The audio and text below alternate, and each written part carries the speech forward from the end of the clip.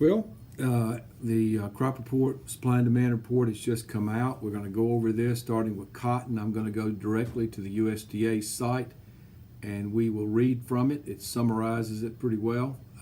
The cotton forecast includes this month's 2017-2018 U.S. cotton forecast include higher exports, slightly higher production, and lower ending stocks. Production is raised 63,000 bales, as increases in the Southwest are largely offset by decreases in other regions. Domestic meal use is unchanged, but exports are raised 300,000 bales due to reduced production in other countries. Ending stocks are now projected at 5.8 million bales. I know last month it was 6.1 million bales, 200,000 lower than forecast in November, but more than double the 2016-2017 level. The forecast range for the marketing year average price received by producers is raised 3 cents at each end to midpoint of 66 cents. The global 2017-18 cotton forecast include lower beginning stocks and production and ending stocks. Global production is reduced 1.5 million bales as reductions for Pakistan, India, Argentina, Australia are only part of the offset by increases in Turkey and Central Asia. A 1 million bale decline in India's estimated beginning stocks results in a similar decline in global 2017-2018 beginning stocks. The revision in India's beginning stocks reflects higher estimated consumption since 2015 and 16 in both India's and world 2017-18 consumption is forecast higher this month, a 335,000 bale increase in the global forecast. World consumption is forecast to grow at a 4.2% annual rate in 2017-18, more than double its long-run level. Projected world ending stocks at 2.9 million bales, lower this month than in November, and at 87.9 million bales are now forecast marginally higher than the year before. That is it. Let's take a look at where we are now. I think this has happened for quite a few months. The market just rallies right into this report, and it did today. We at one point today were probably, well, I'll just tell you, cotton was up 89 in March just before the report, and right now it's up 64.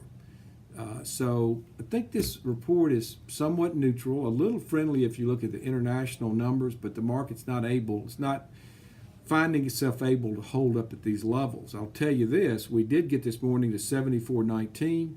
The low made last night was 72.81. Right now we're at 73.49, and that is up about 49 points. So the market's continuing to lose ground. So that's it for cotton. Let's look at grains. I'm just going to give you the numbers here. Corn, the average guess for ending stocks in corn, what they thought it was going to be was 2.477 billion bushels. It came out at 2.437, so a little lower than had been expected. What's the reaction there? Corn, the market was up 1 cent before the report, now it's up 2, so it has firmed up. Let's look at soybeans ending stocks in the U.S. Expected for 445 million. That's what the average guess was.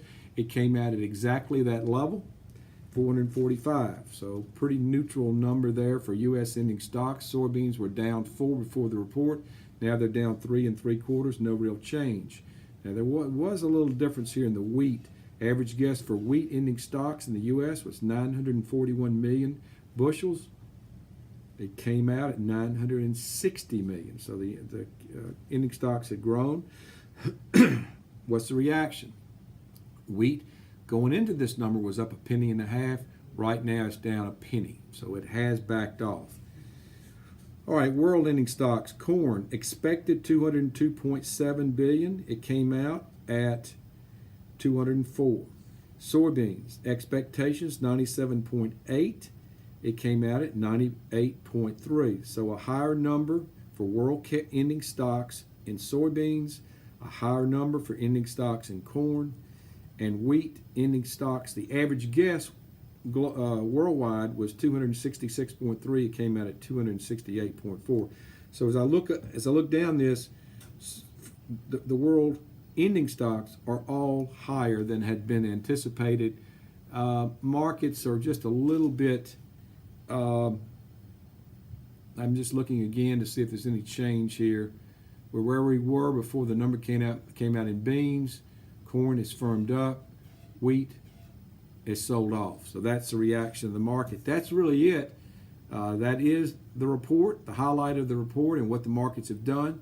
Thanks for being with us for this edition of our monthly crop report review. We will talk to you later. Thank you.